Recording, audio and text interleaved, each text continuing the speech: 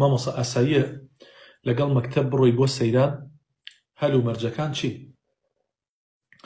ئەگەر بە قسەی ئەم برایەتەکەی مەڕۆ بە هیچ شێوازێک مەڕۆ، بە هیچ شێوازێک مەڕۆ.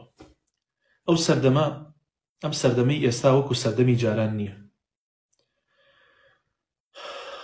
زۆرێک ڕۆشتن ماڵەوە ئیزنیاندان، بەڵام لەوێ تووشی خراپەی زۆر بوو. تەڵەبە ڕۆی لەوێ خنکە، تەڵەبە ڕۆی لەوانە هەتیان کرد، تەڵەبە ڕۆی لەوانە ڤیدۆیان کرد و بڵاویانەوە کرد لە تەلیگرام و ئەمانەیە. یعنی ئەو کچە دوایی ئاخری براکانی ئەوەنە جاهیل بوون دەستیان چوە خوشکەکەی خۆیان کوشت، یان هەتا ئێسا ئەو کچە ناتوانێت شوکات. بۆیە من وەسێتان بۆکەم بە هیچ شێوازێک دەرمەچن بە ناوی سەفرەی عیلمیەوەیە، بە ناوی گەشتی تەرفیهی و خۆشیەوەیە، بە هیچ شێوازێ نەک کچان نەک کوڕان دەرمەچن. تۆ خانەوادەی خۆتێ لەگە خانەوادی خۆتا دەرچۆ، بەڕێزەکەم لەگە خانەوادی خۆتا دەرچۆ.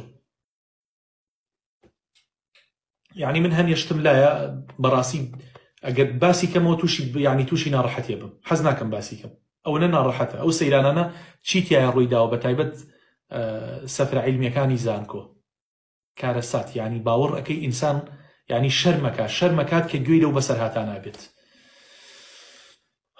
الحەمدولله یا ڕەب. نا وەڵڵاهی بە هیچ شێوازێک مەڕۆن، بە هیچ شێوازێک. و هەر دایک و باوکێکیش خەمی مناڵەکەیەتی نابێ، مناڵەکەیەتی زنبات بۆ سەفرە و سیاحەتی قوتابخانە و زانکۆکان بە هیچ شێوازێک ئەبەت.